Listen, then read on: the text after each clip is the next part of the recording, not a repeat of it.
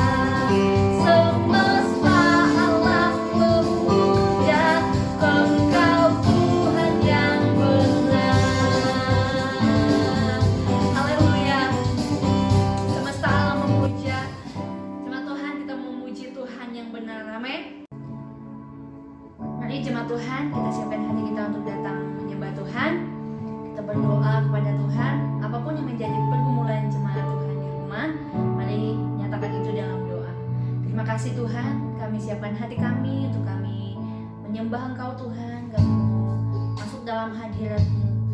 Terima kasih Tuhan, terima kasih Yesus. Terpujilah nama-Mu Tuhan. Engkau memberkati jemaat-jemaat yang beribadah di rumah Tuhan. Engkau boleh memberikan kekuatan bagi jemaat-jemaat-Mu Bapa. Terima kasih Yesus, terima kasih Tuhan. Terima kasih Yesus.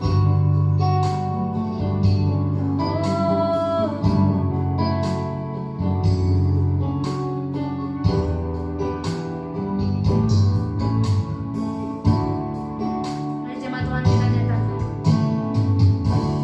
hadirat-Mu, tempat yang ku rindukan.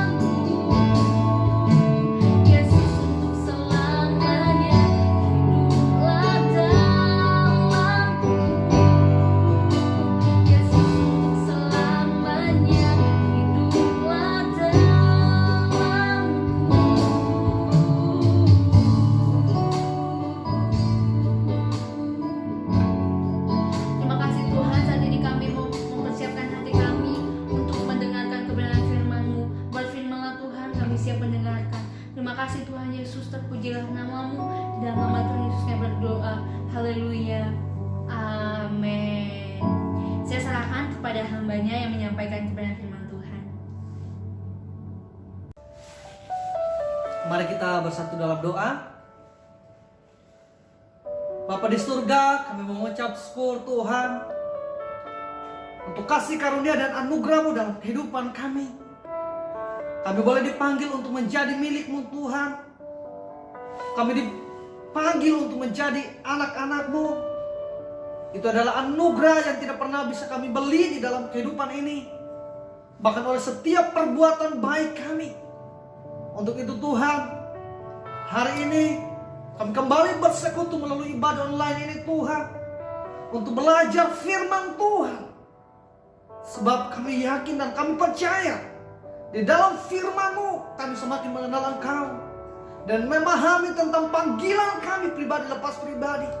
Menemukan tentang isi hati-Mu bagi kami Tuhan, sehingga kami boleh mampu untuk hidup menyukakan hati Tuhan. Di dalam nama Tuhan Yesus kami mengucap syukur. Yang siap untuk diberkati oleh firman Tuhan, sama-sama kita katakan amin. Haleluya, haleluya, haleluya. Berjumpa lagi bersama saya Matius dalam kesempatan hari ini. Dalam kesempatan yang spesial ini, kita akan belajar firman Tuhan dari Lukas 9 ayat 57 sampai 62. Saya berharap bahwa kita boleh bersama-sama menaruh perhatian yang sungguh-sungguh, menaruh perhatian yang besar terhadap firman Tuhan. Sebab di dalam firman Tuhanlah kita menemukan rahasia-rahasia surgawi, saudaraku.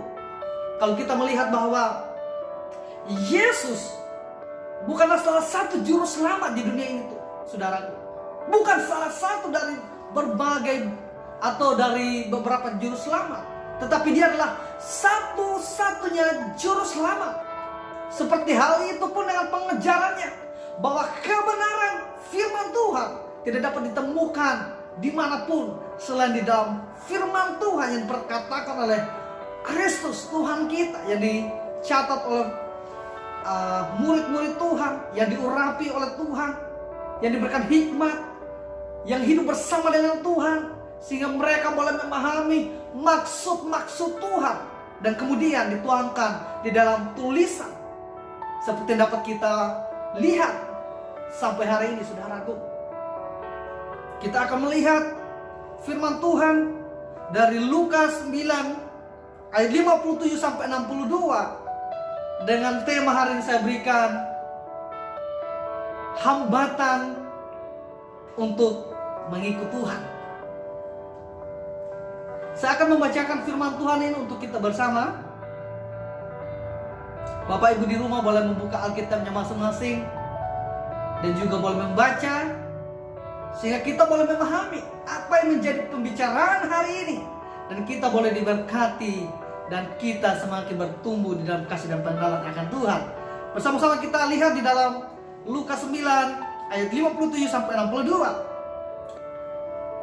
Ketika Yesus dan murid-muridnya melanjutkan perjalanan mereka, berkatalah seorang di tengah jalan kepada Yesus, katanya, "Aku akan mengikut engkau kemana saja engkau pergi." Ayat 58, Yesus berkata kepadanya, "Serigala mempunyai liang dan burung mempunyai sarang, tetapi anak manusia tidak mempunyai tempat untuk meletakkan kepalanya." Ayat 59, lalu ia berkata kepada seorang yang lain, "Ikutlah aku."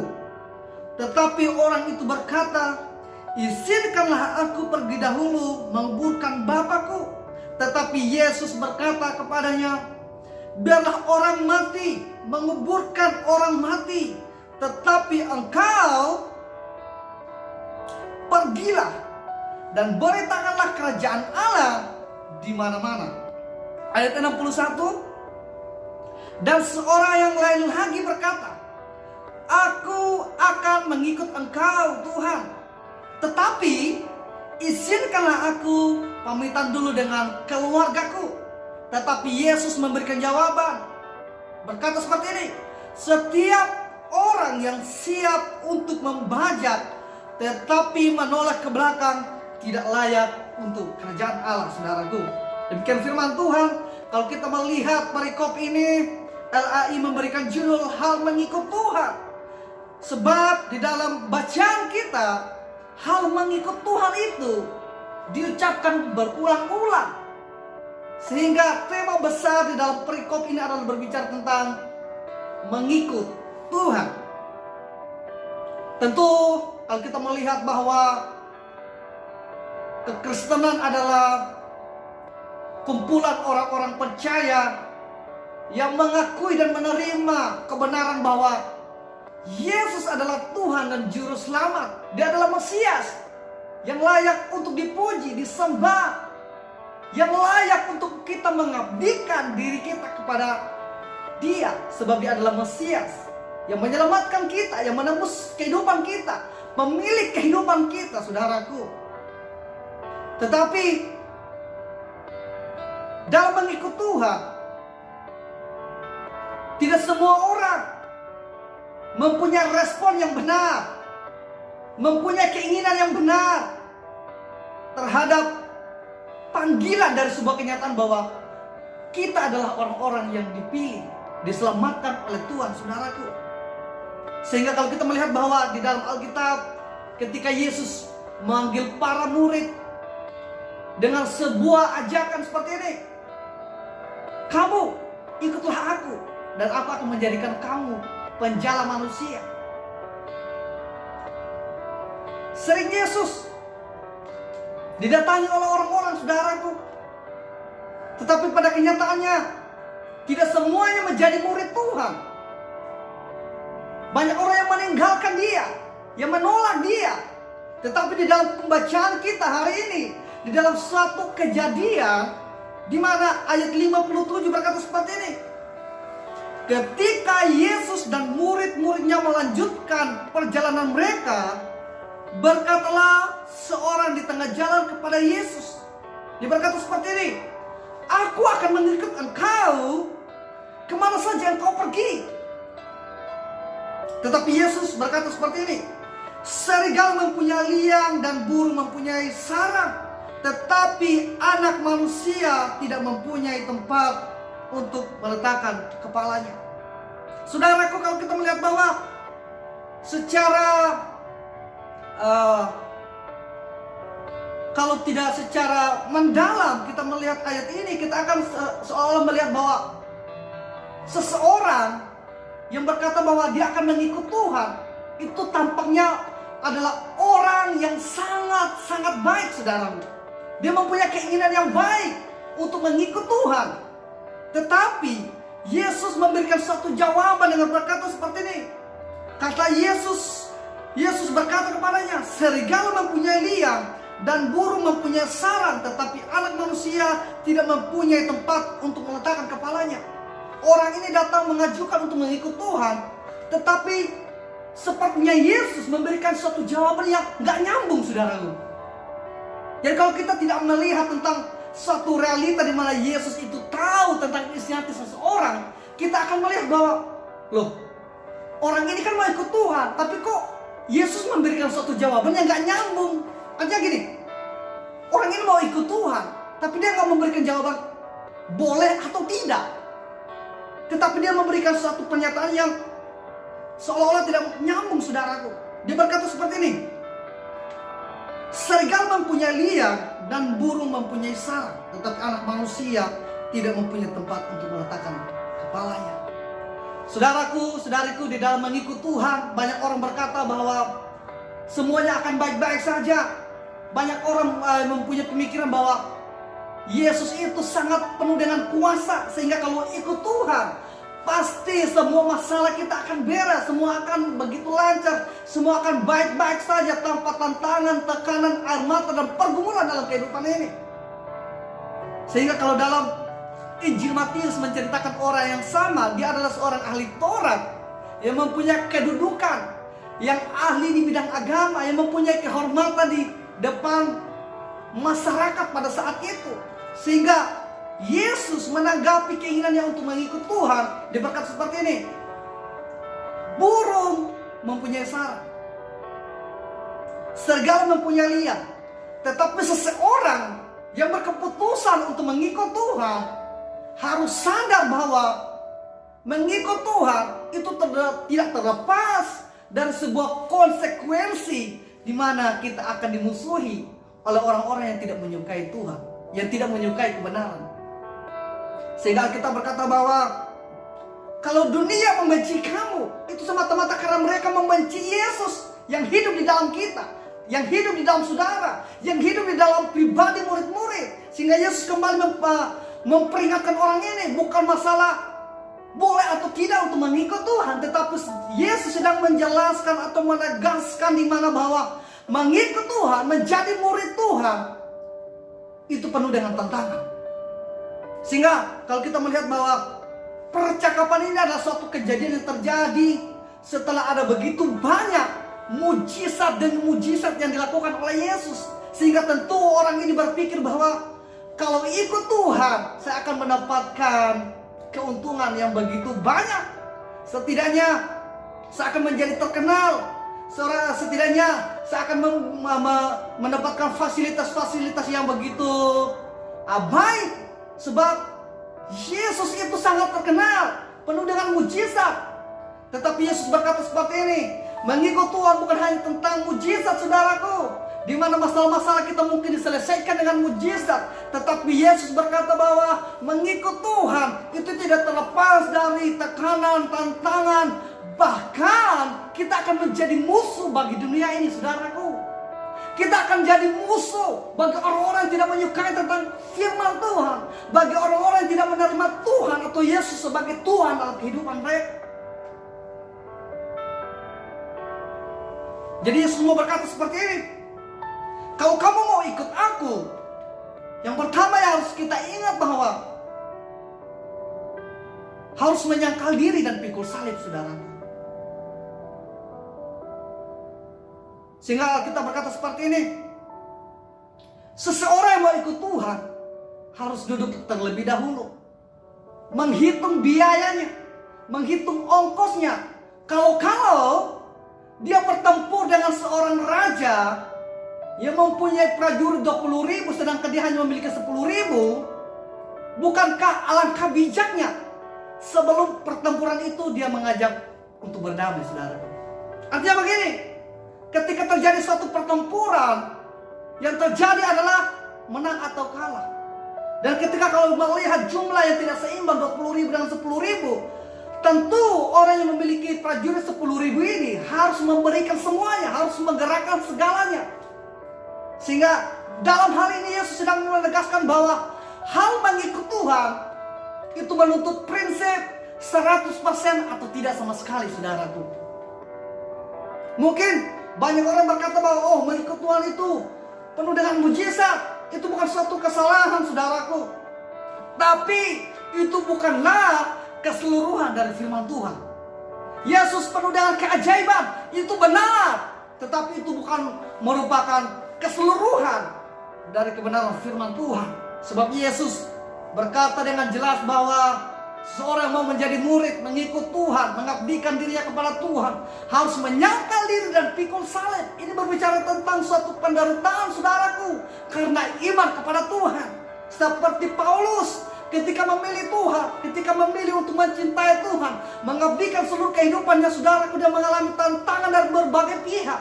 Bahkan dari kaumnya sendiri, yaitu bangsa Yahudi. Dia begitu dibenci, bahkan mau dibunuh, saudaraku.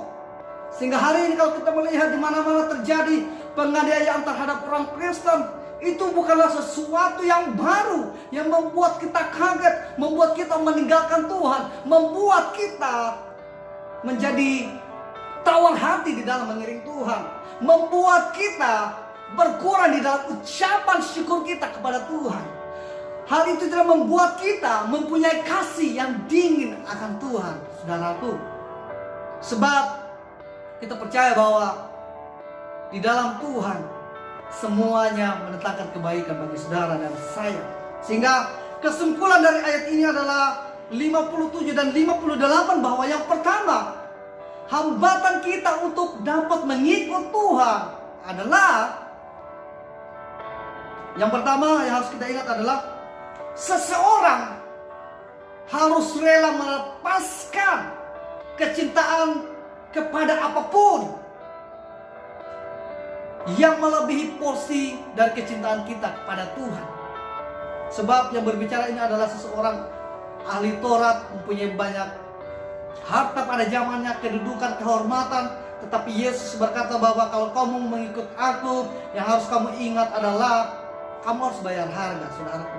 Ini bukan berbicara tentang bayar harga untuk diselamatkan, tetapi kenyataannya bahwa seseorang yang diselamatkan oleh Tuhan harus rela untuk dibentuk dalam pemuritan Tuhan.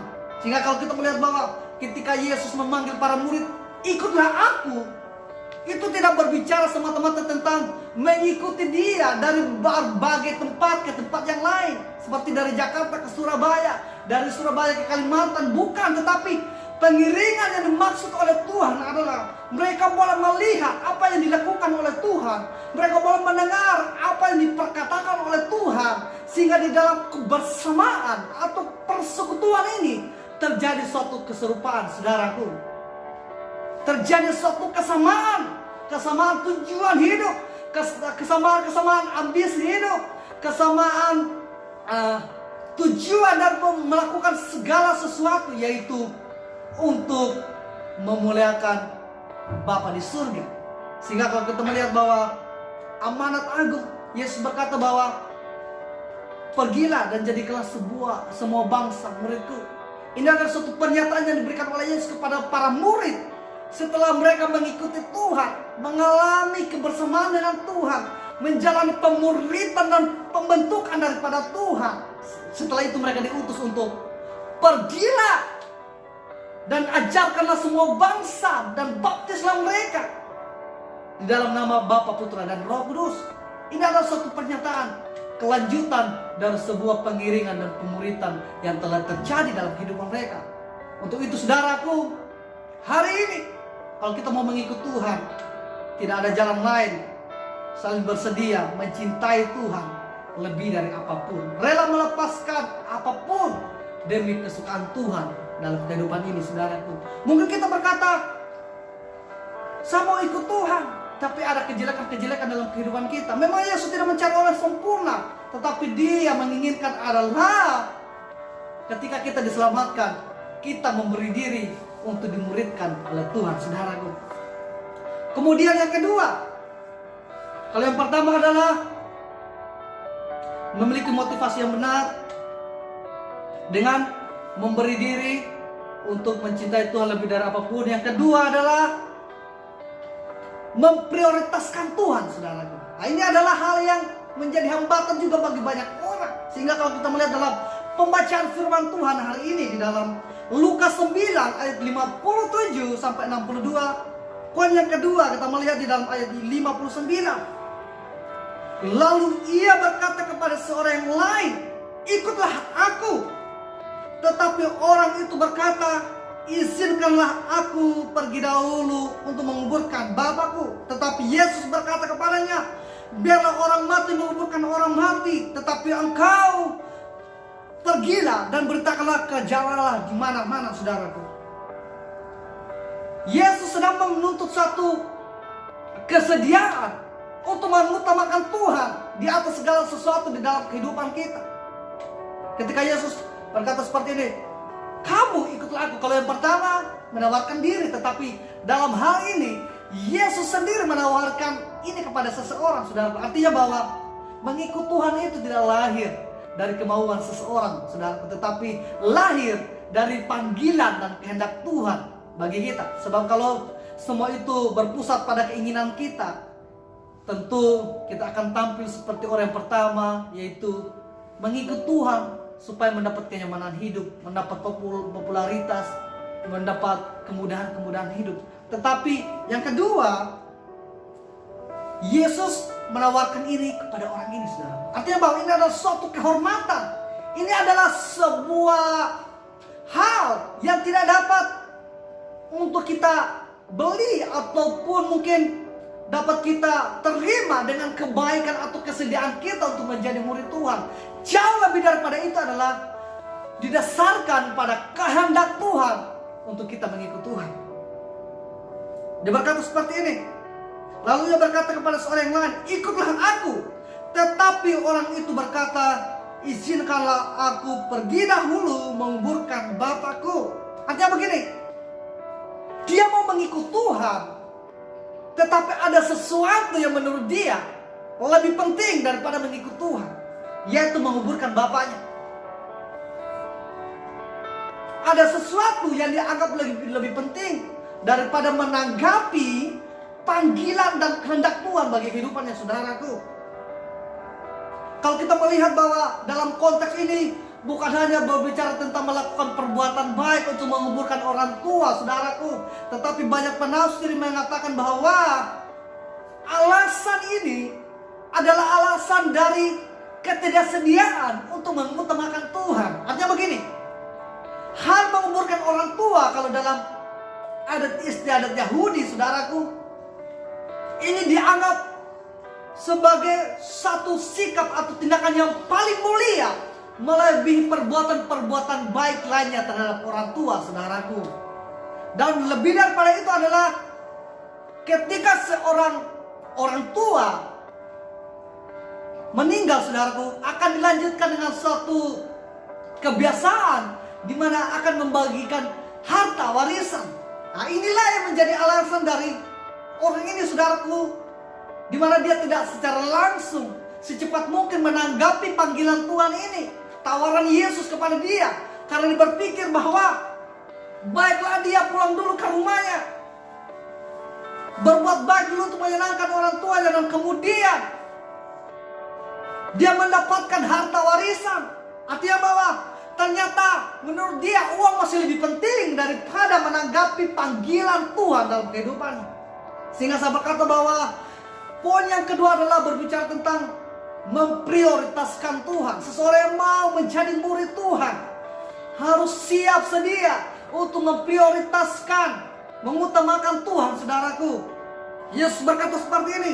Tetapi Yesus berkata kepadanya, biarlah orang mati menguburkan orang mati, tetapi engkau pergilah dan beritakanlah kerajaan Allah di mana-mana. Kalau kita melihat bahwa Yesus terlihat begitu jahat, saudaraku, tapi ini adalah suatu pernyataan yang diberikan oleh Yesus sebagai pribadi yang mengetahui tentang isi hati seseorang, dan juga dia adalah seseorang yang hidup dalam komunitas Yahudi, sehingga tentunya dia memahami tentang betapa pentingnya bagi orang Yahudi untuk melakukan perbuatan baik, atau setidaknya bagi semua orang juga tentunya menguburkan orang mati adalah perbuatan yang baik. Tetapi dalam konteks ini, saudaraku, ini adalah berbicara tentang respon seseorang terhadap panggilan dan kehendak Tuhan dalam kehidupannya. Artinya bahwa tidak ada yang lebih penting dalam kehidupan kita selain menanggapi kehendak firman Tuhan bagi kita, saudaraku. Akhir-akhir ini banyak orang yang menjadi murtad karena memilih pasangan hidup, saudaraku. Atau ada orang yang korupsi karena ditawari oleh berbagai fasilitas atau dalam bentuk uang, saudaraku. Artinya bahwa dalam kehidupan mereka ada yang lebih penting daripada hidup benar, yaitu jabatan, pasangan hidup, ataupun bentuk-bentuk kejahatan, penyimpangan lainnya, saudaraku. Tetapi Alkitab mengingatkan kita hari ini bahwa ketika Yesus memanggil saudara dan saya, kita harus bersedia menjadikan Yesus sebagai prioritas dalam kehidupan kita. Yesus harus menjadi pusat dalam kehidupan kita. Yesus harus menjadi ukuran hidup kita, saudaraku. Sehingga kalau kita melihat bahwa panggilan untuk mengikut Tuhan bukan hanya mengikuti dia dari berbagai tempat ke tempat yang lain, tetapi maksud Tuhan adalah kita mengikuti dia, mendengar dan melihat apa yang dikatakan dan dikerjakannya. Sehingga Yesus berkata seperti ini, pergilah dan beritakanlah kerajaan Allah di mana-mana. Ini adalah suatu sikap yang akan lahir dari sebuah pemuritan, saudaraku. Seperti Yesus katakan dalam amanat agung untuk pergi memberitakan Injil kemana-mana dan membaptis orang dalam nama Bapa dan Putra dan Roh Kudus, adalah sebuah kelanjutan dari sebuah pemuritan. Sehingga hari ini firman Tuhan berkata bahwa seseorang yang mau mengikut Tuhan harus memprioritaskan Tuhan. Kita melihat dalam ayat 60, tetapi Yesus berkata kepadanya, biarlah orang mati menguburkan orang mati. Ini adalah suatu pernyataan yang sedikit sulit untuk kita cerna, saudaraku. Artinya bahwa seseorang yang tidak menanggapi atau bersedia menjadikan Yesus prioritas dalam kehidupannya adalah orang-orang yang sedang mati, yang telah mati, saudara. Artinya seperti ini, sekalipun seseorang masih hidup secara jasmani, tetapi tidak memiliki kesediaan untuk menjadikan Yesus sebagai pribadi yang memerintah atas kehidupan seseorang, dia sama dengan seseorang yang sudah mati. Artinya bahwa dia sedang hidup tetapi berjalan kepada kebinasaan, saudaraku. Tetapi orang yang mengutamakan Tuhan, orang yang memprioritaskan Tuhan, sekalipun sudah mati, kata Alkitab, dia hidup. Sebab di dalam Yesus ada kebangkitan dan hidup.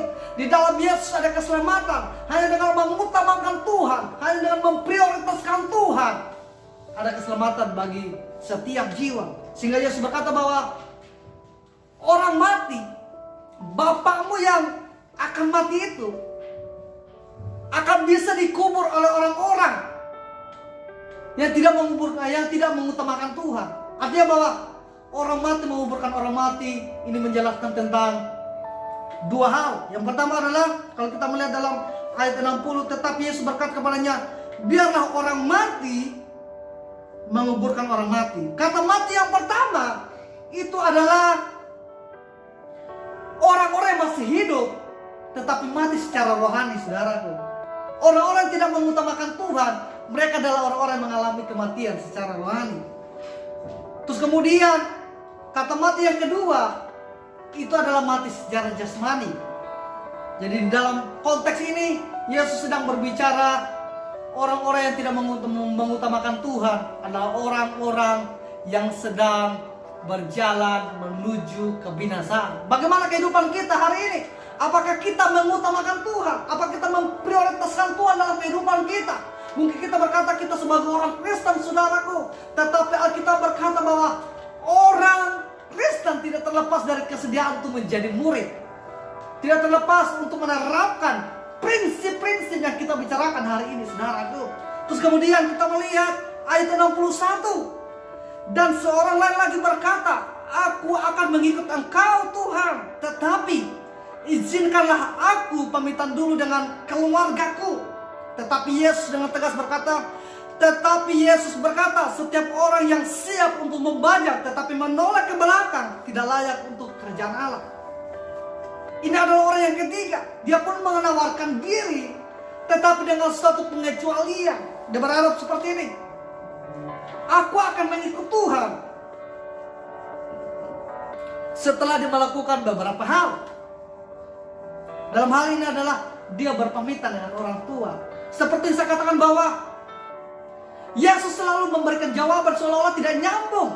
Datang menghampiri Yesus, sebab Yesus berbicara tentang kegiatan pertanian, saudaraku.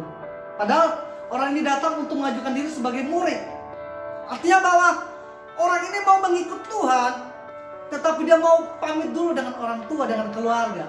Kata pamit di sini bukan hanya sekedar tentang pamit yang biasa, saudaraku, tetapi dia mau berkata seperti ini, aku mau ikut Tuhan. Dia mau ikut Tuhan, tetapi tidak sungguh-sungguh, saudara. Ini adalah suatu pernyataan ketidakengganan yang untuk mengikut Tuhan yang diperlembutkan. Jadi dia berkata seperti ini, aku mau ikut engkau Tuhan, tapi izinkanlah aku untuk pamitan dulu dengan orang tua. Artinya seperti ini, ada pendapat-pendapat orang lain yang lebih penting bagi dia, saudaraku. Ada pandangan-pandangan dari keluarga, sanak saudara, yang menurut dia cukup penting untuk menentukan sikapnya terhadap panggilan Tuhan. Karena kita juga seperti itu.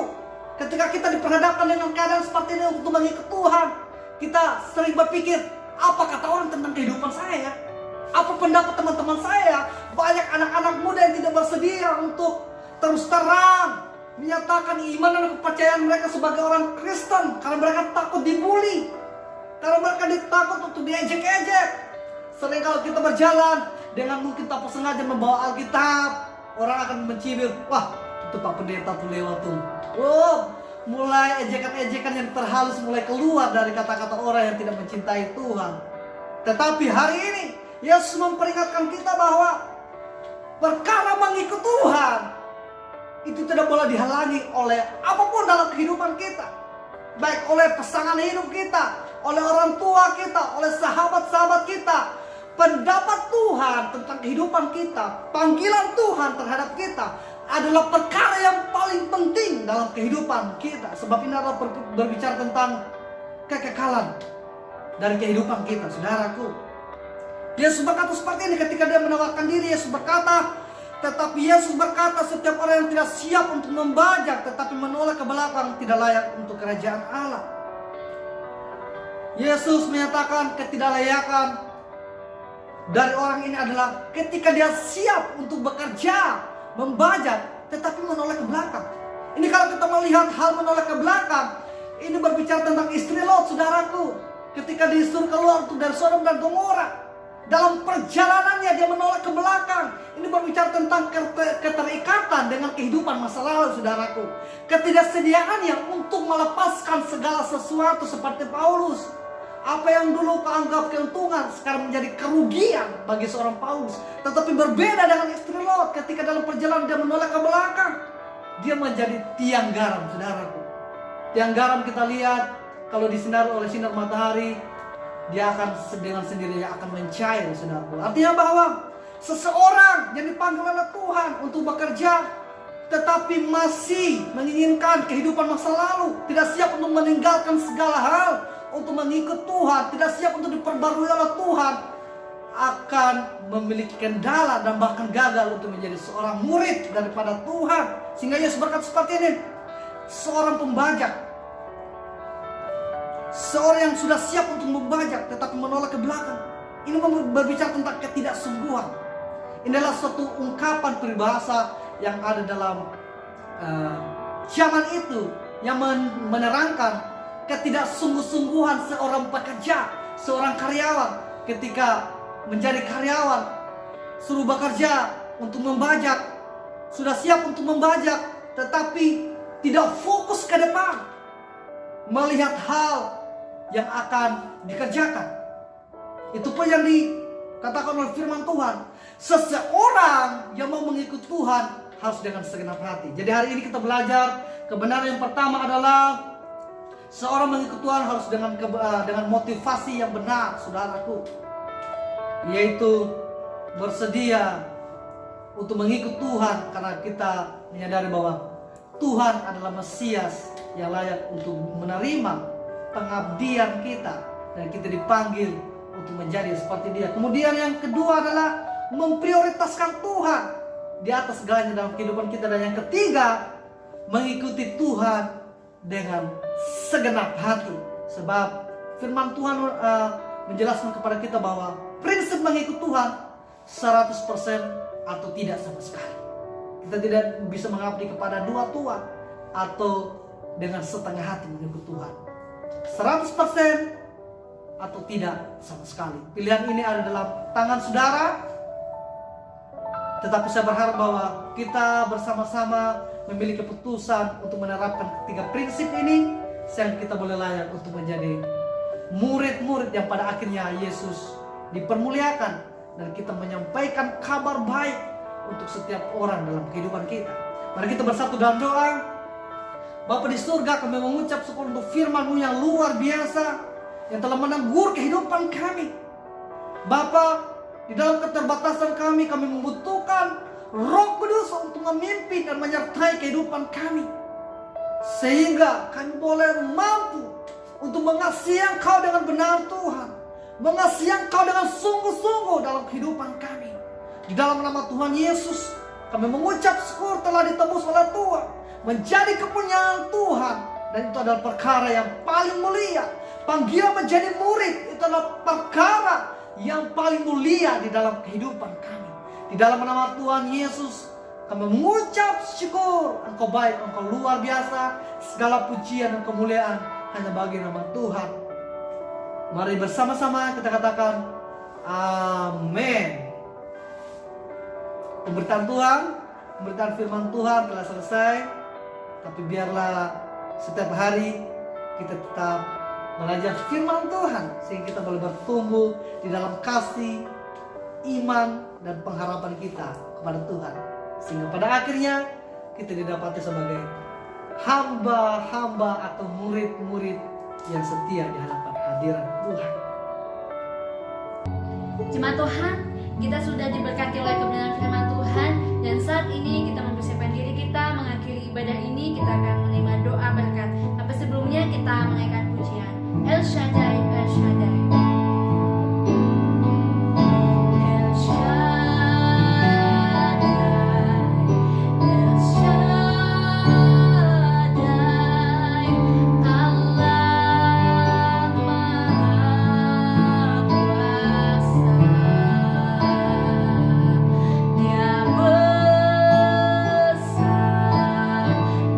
Maha Kuasa. Dia besar, Dia besar, El Shaddai mulia, El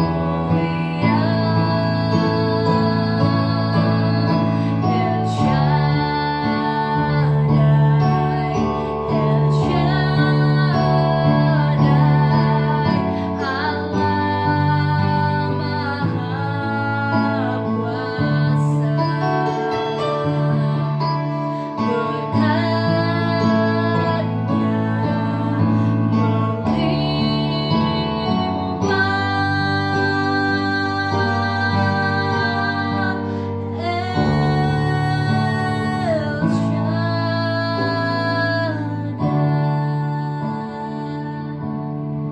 Kepada hambanya saya persilakan. Mari kita bersatu dalam doa sebelum kita mengakhiri ibadah kita hari ini. Mari angkat kedua tangan kita. Bapa di surga, kami mengucap syukur untuk ibadah yang telah berlangsung Tuhan, dan ibadah yang akan segera berakhir untuk kesempatan hari ini. Tetapi turunkanlah berkat-berkat Abraham, Ishak, dan Yakub menurut kerelaanmu bagi kehidupan kami, umat-umatmu GBI Lyon Tuhan. Dan bela damai sejahtera sukacita di dalam putramu yang tunggal, yang dikerjakan oleh rohmu yang hidup dalam setiap kehidupan kami, menjadi bagian kami Tuhan, sehingga itu terpancar dalam kehidupan kami, dan kami menjadi berkat untuk setiap orang yang ada dalam kehidupan kami. Di dalam nama Tuhan Yesus yang dikasihi dan diberkati oleh Tuhan, bersama-sama kita katakan amin.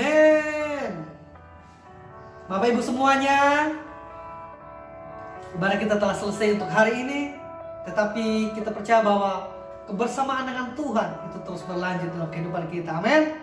Mungkin hari-hari ini kita masih ibadah online, tetapi saya berharap bahwa itu tidak menjadi kendala kita atau mengurangi kasih dan iman kita kepada Tuhan.